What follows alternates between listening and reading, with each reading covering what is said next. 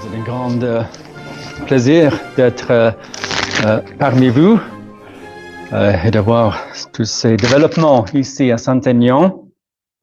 Grand remerciement à M. l'abbé Salnave pour cette invitation toute spéciale pour la fête donc, de Saint-Michel.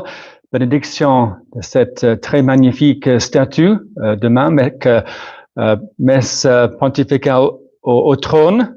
Et en faisant partie de votre pèlerinage à Mont-Saint-Michel, donc tous ces belles et grands événements qui en iront ensemble.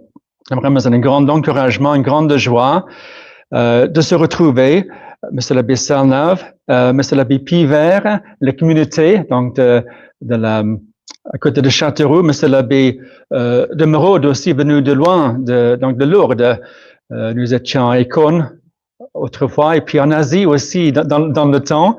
Donc, se retrouver dans ce petit village ici, dans la Mayenne, je pense que vous êtes, n'est-ce pas, un grand plaisir, tout à fait inattendu, mais vous voyez, la Providence fait les choses de façon mystérieuse, tout simplement.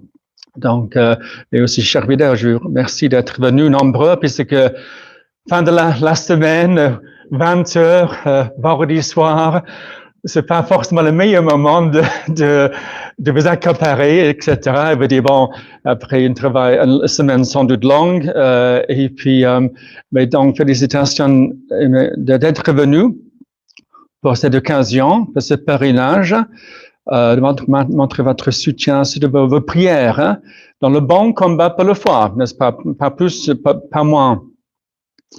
Madame l'abbé Salnave, qui est beaucoup fait ici, on a vu ça à la maison, tout a commencé ensemble, ça fait 4 ou 5 ans, c'était une maison, comment dirais-je, avec plein de potentiel, disent les real estate, les gens qui vendent les maisons, n'est-ce pas? Mais bon, de fait, beaucoup de réalisé avec le soutien, la participation des fidèles, une grande appréciation et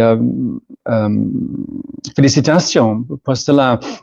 Alors, comme disait M. l'abbé Salnave, on peut commencer, c'est quelques mots quand je fais quelques conférences. Je dis aux fidèles, c'est pas les conférences, même pas les instructions, c'est plutôt les causeries, puisque c'est un peu ça, comme ça se passe.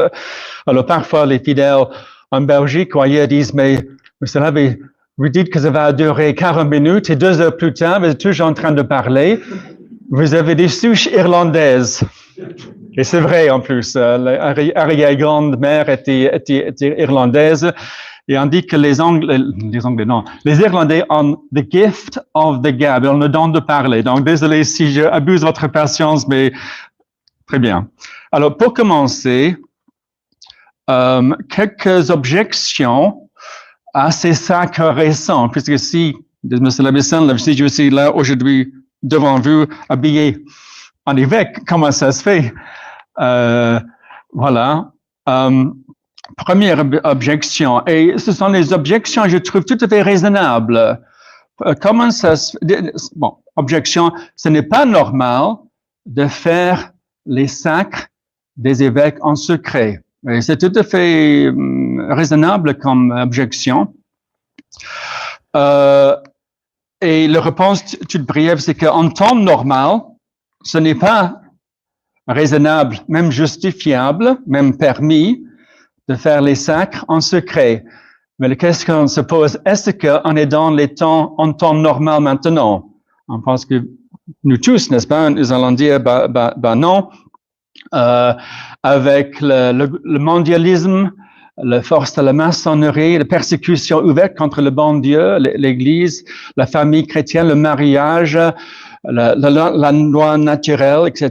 Et la situation géopolitique a bien détérioré depuis le sacre de Monseigneur Lefebvre en 1988 à Écône, de telle façon avec le Covid, les confinements, les poursuites par les autorités.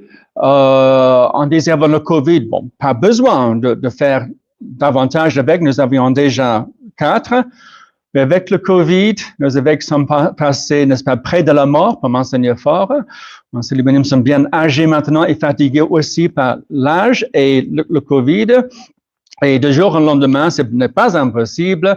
On va se retrouver de nouveau sous un nouvel confinement sûrement pour les raisons écologiques. Vous savez que d'ici la fin de l'année, l'ONU, avec une de ces grandes conférences, sessions, va parler comment il faut appliquer de façon très stricte les choses pour changer la vie de chacun de nous. C'est déjà annoncé, vous trouverez ça sur les sites BBC et autres. Non pas qu'il faut croire ce que dit le BBC, mais quand ils rapportent les choses côté ONU, n'est-ce pas, on peut dire, bon, ce sont les faits. 4 choses dans le domaine, donc, nourriture, déplacement, énergie et travail. Et ils disent là, maintenant, les choses sont devenues si graves, on ne peut pas laisser les choses continuer comme auparavant. Donc là, vraiment, les gouvernements doivent imposer de nouvelles mesures. Donc, on verra bien. On n'est pas prophète, justement. Mais une question aussi de prudence, n'est-ce pas? De prévoir l'avenir dans ce temps compliqué. Ça, c'est sûr. Le Covid nous a fait comprendre cela davantage. Alors, l'idée de faire quelques sacres en secret, privé, sacré, selon les 3 cas d'ailleurs, c'était d'avoir, surtout dans mon cas, d'avoir une roue de secours. Alors, dans votre voiture, vous avez une roue de secours. Quoique dans le nouvel modèle, vous n'avez plus de roue de secours. Vous avez une espèce de kit. Comme vous êtes tombé en panne, il faut faire quelque chose et ça va durer pendant 20 km après. Bon. Alors, mais autrefois, la roue de secours ont vu des accidents possibles, des pneus crevés, des pneus usés, etc. Et en partir en déplacement, c'est de grands déplacements, sans roue de secours n'est pas très prudent, finalement. Donc, l'idée, c'est étant donné des situations très spéciales, très compliquées, très instables, très dangereuses, on pense que c'est permis de faire les choses extraordinaires pour le bien de l'Église et des hommes, pas plus, pas moins. Aucunement, faut commencer une parallèle d'église, de parallèle hiérarchie avec les évêques, avec territoire, juridiction ordinaire, pas du tout. C'est les évêques auxiliaires comme roue de secours au cas où. Bon, l'idée, et c'est juste, bon, je reviendrai à notre objection, pourquoi rendre cela maintenant public, mais on insiste sur le fait que comme Monseigneur Lefebvre en 88 avait dit aux 4 évêques, mais quand un pape vraiment catholique revient à Rome, il faut soumettre, il faut placer votre épiscopat dans les mains du pape en lui disant, voici Saint-Père, comment ça s'est fait, pourquoi ça s'est fait, faites de nous ce qui vous semble convenable. Qu'on soit envoyé comme missionnaire en Afrique, qu'on soit mis dans un couvent avec les religieuses au pôle du Nord, qu'on vit en simple prêtre, qu'on soit envoyé dans un monastère. Bon, tout cela. Mais le jour où un pape vraiment catholique règne à Rome. Deuxième objection. Tout ce qui se fait en secret vient du diable. Alors là, vous reconnaissez Saint Ignace qui dit quelque chose exactement cela dans les discernements des esprits, pour les retraites ignatiennes. Mais là, il faut distinguer aussi ce que veut dire Saint Ignace, c'est que les choses mauvaises qui en lien secret sont mauvais, par définition. Le voleur qui va cambrioler la maison, il fait ça de préférence la nuit, pour ne pas être pris, pour faire les choses d'avoir plus de liberté, et puis ils partent avec les choses volées. Mais il faut distinguer entre les choses mauvaises en secret et les choses bonnes en secret. Notre Seigneur qui dit, quand vous priez, allez dans votre chambre et priez votre Père du ciel en secret, pour ne pas justement faire des hypocrites avec de grandes manifestations publiques, n'est-ce pas, de prier, voilà, en secret. Autre exemple, dans les pays anglophones, certainement avant le concile, pour ceux qui venaient, donc les convertis, qui venaient à l'Église catholique, c'était obligatoire que tous ceux qui venaient, donc le protestantisme, à l'Église catholique, se faisait baptiser sous condition en privé. C'est-à-dire le prêtre et le converti à la sacristie. Est-ce que c'était mauvais? Ben non, c'était justement une bonne chose, mais c'était fait en privé, en secret, pour différentes raisons. Parfois, il y avait des mariages qui se font en dehors des temps solennels, qui se font à la sacristie, qui se faisaient à la sacristie, donc en privé. Vous voyez, à cause du temps de carême de l'Avent, on peut toujours se marier, mais pas avec grande solennité. Donc, il faut vraiment distinguer entre choses bonnes et choses mauvaises. Troisième objection, c'est que, alors, pourquoi révéler ce secret ou ces secrets maintenant? Puisque roue de secours dans le coffre caché, très bien, alors pourquoi le rendre public? Bon, ce n'est pas l'idée de le rendre public d'ailleurs, c'était dans mon cas, le cas, c'est justement, et j'espérais honnêtement, peut-être pas avoir une vie tranquille, c'est pas très noble comme sentiment, pas très généreux, mais bon, et voilà. La raison pour laquelle ça s'est rendu public, avec le consentement des personnes concernées, c'était puisque le secret avait été confié à quelques-uns. Puisque si on a une roue de secours dans le coffre et personne ne sait, il y en a, en cas d'accident, on peut crever, alors c'est un peu inutile. Mais ce fait que le secret n'était pas très bien gardé, pour différentes raisons, je pense tout à fait humaine d'ailleurs. Vous vous souvenez, chers fidèles, M. Lesabe, comment notre Seigneur, en faisant certains miracles, pour les possédés, pour les lépreux, tout cela, disait, ne dites rien à personne, allez, n'est-ce pas, prier au temple, etc. Et puis ces personnes sont allées, oui, je suis guéri, c'est notre Seigneur, c'est des miracles. Donc le secret pas bien gardé, tout simplement, de pas joie finalement, c'est ça. Alors, ce secret est révélé petit à petit. Vous savez que la définition d'un secret, c'est ce qu'on révèle à une personne, c'est une confiance qu'on révèle une personne à la fois. C'est un secret. Ah, mais c'est un secret. C'est ça. Donc, les gens, alors, M. Labbé, est-ce que c'est vrai? Comment? Ne croyez pas tout ce que vous lisez sur l'Internet. C'est une réponse assez facile et utile pour l'occasion, mais de fait, etc. Alors, certains peut-être ont dévoilé, c'est peut-être trop dire, lâcher le secret de par enthousiasme, d'autres peut-être par faiblesse, d'autres peut-être par désaccord. Ah, mais ça va pas. Oui, avoir les évêques dans l'abstrait, c'est bien, mais dans le pratique, pas celui-là, ou pas comme cela, etc. Ben non. Donc, voilà, c'est possible. D'autres peut-être par désir de faire une scoop journalistique. Ah oui, vous savez, je mettrai ça dans le bulletin avant tous les autres. Voyez, achetez mon bulletin. Bon. Et puis, bon, peut-être aussi par désir de discréditer la chose, le faire. Qui sait?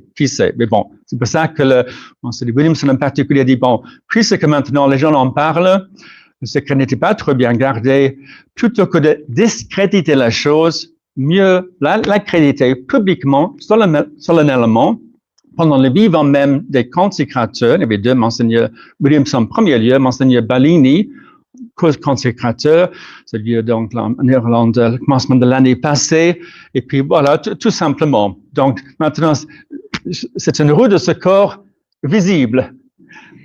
Vous savez, c'est les 4x4 et ils vont l'autre voiture, comme on dit, c'est une 4x4 pour les différents déplacements. La roue de secours est là sur l'extérieur de la voiture.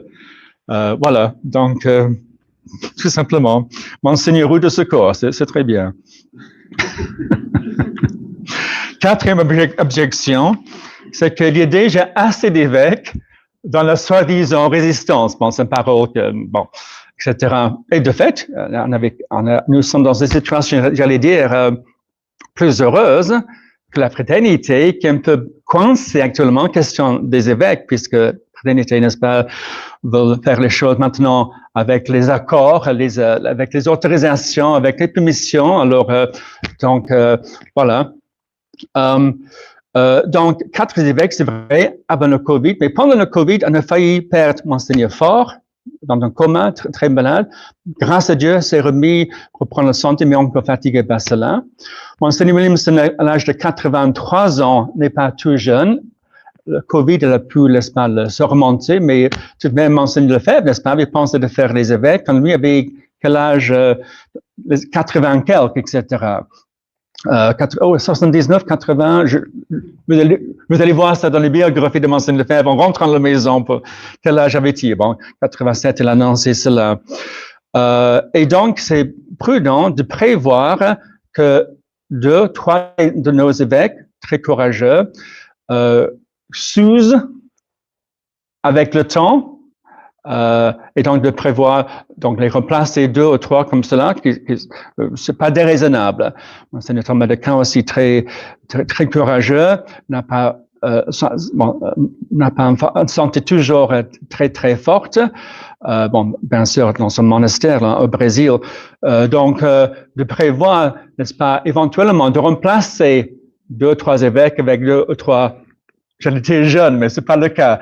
2 ou 3 nouveaux évêques semble raisonnable. Donc, comme cela, quand on me dit, il y a autant d'évêques maintenant chez vous qu'il y a de prêtres, c'est pas le cas. c'est pas le cas, etc. Et puis, bon, très bien. Autre objection, et c'est numéro 5 dans la liste. Alors, mais les évêques de la fraternité devraient suffire. Pas besoin de faire ces évêques. Et de fait, on nous reproche en disant, oui, ces sacres-là sont pas, il n'y a pas besoin, pas de nécessité chez vous, donc ils ne sont pas justifiés, donc ils sont illicites, etc., etc. Bon, c'est clair, ils vont dire cela, puisque c'est pas, ils sont pas d'accord avec notre position de rester ferme et solide dans le combat pour la foi. C'est un exemple, une direction, parole de Monseigneur Lefebvre à la suite des papes, bien sûr. Donc, on ne peut pas dire, oui, on tente la providence, on ne prévoit pas l'avenir, on attend que la fatalité vienne nous dépanner. Ce n'est pas réaliste, bien sûr, puisqu'ils ont pris, malheureusement, d'autres orientations, nouvelles orientations, pour les choses tout de même, certaines choses tout de même importantes, évidemment. C'est pour ça qu'on est là. 6e objection. Alors, ayez plutôt peut-être recours aux évêques conservateurs qui nous aiment. Bon, les mêmes réponses valent, n'est-ce pas, pour ces évêques-là que pour les évêques de la fraternité, mais encore plus, puisque même si l'un, l'autre évêque, n'est-ce pas, oui, estime la tradition, estime la bonne messe, etc., 2 questions se posent. Ces évêques, soi-disant conservateurs, restent très attachés à l'Église conciliaire. Ils n'ont pas fait, n'est-ce pas, ils n'ont pas renoncé aux erreurs conciliaires de façon personnelle. Et aussi, question de leur sacre aussi, qui, vous avez vu l'étude récente publiée par les Dominicains d'Avrier, de M. l'abbé Calderon, qui explique qu'il y a des questions qui se posent sur chaque sacrement de l'Église moderne. Ça ne veut pas dire que tout est embelli, mais les questions qui se posent. Et voilà. Bon, c'est vrai que Monseigneur Vigano, très courageux, a bien renoncé à l'Église, les erreurs de l'Église conciliaire, etc. Mais Monseigneur Vigano, qui nous apprécions beaucoup, on a eu bon contact avec lui, il a, je pense, aussi 83 ans. Donc, vous voyez aussi, il ne faut pas attendre l'impossible. Et dernière objection, n'est-il pas schismatique de faire des évêques sans l'accord de Rome? Alors, en temps normal, oui, mais est-ce qu'en temps normal, Monseigneur Lefebvre nous a bien expliqué que Rome est tellement occupé par ceux qui détruisent l'Église, combattre ces erreurs modernes. Bon, c'est vrai que Monseigneur Lefebvre, en 87-88, avait fait, n'est-ce pas, les démarches pour avoir les autorisations de Rome, qu'il n'a pas reçues. Il a dit, vous savez, par la suite, si je devrais refaire des sacs, je ne demanderai pas l'autorisation de Rome moderne, sont allés partir trop loin, autre langage, occupé par le modernisme, le libéralisme. Voilà. Alors, quand, de nos jours, on nous dit, la fraternité peut-être nous dit, ah oui, là, vous n'avez même pas demandé autorisation à Rome. Oui, c'est puisque Monseigneur Lefebvre a dit de ne plus le faire. Et c'est comme si on faisait, en temps de guerre, avec un pays occupé, C'est comme si on écrivait une lettre. Cher Monsieur le général occupant de l'ennemi, permettez-moi, est-ce que je peux avoir votre autorisation de former une petite armée qui va vous opposer, vous combattre, faire le... Bon, c'est la folie, n'est-ce pas? Et donc, c'est la folie de dire il faut demander ces autorisations à quelqu'un que le Rome occupé, tout simplement. Et bien, de nouveau, c'est fait pour rester bien, évidemment, pour continuer, n'est-ce pas, pour le bien des âmes, pour le donc, sacrement, l'enseignement, pas d'inventer les nouveautés, pas de créer un parallèle à l'Église. Évidemment, il n'y a pas de salut en dehors de l'Église catholique, etc. Donc, c'est la ligne tracée bien par Monseigneur Lefebvre. Ceux qui nous reprochent des sacres oublient un petit peu leur propre histoire, n'est-ce pas? Ils deviennent par le même un peu arbitraires en tout cela. Alors, si ça c'est l'introduction, qu'est-ce que ça va être la conférence? Vous allez dire, alors, vous avez 2 minutes pour vous sauver comme ça par le porte-côté. Voilà. J'ai laissé quelques petites cartes souvenirs de ce sacre. Bon, Monseigneur Barini, donc c'était prévu que son sacre devienne avec le temps public, mais là, à cause des conditions de Covid, ce n'est pas possible de faire les choses en grand public. Et même maintenant, on ne peut pas donner trop de détails, sinon les autorités vont faire comme pour le Boris Johnson à Londres. Ah, mais pendant le confinement de votre gouvernement, vous avez fait la fête de votre anniversaire, alors on ne veut pas donner trop d'ammunition aux autres pour... Donc, je ne donne pas plus de détails. Monseigneur Stubnici, en Pologne, situation assez particulière avec pas mal de prêtres qui veulent s'associer à la tradition, qui ont besoin d'être ordonnés sous condition. Et puis là, c'était une cérémonie privée avec une quarantaine de ses fidèles. Donc, c'était pas secret, c'était modeste puisque le nombre ne sont pas énormes, tout simplement. Donc, vous voyez, voilà.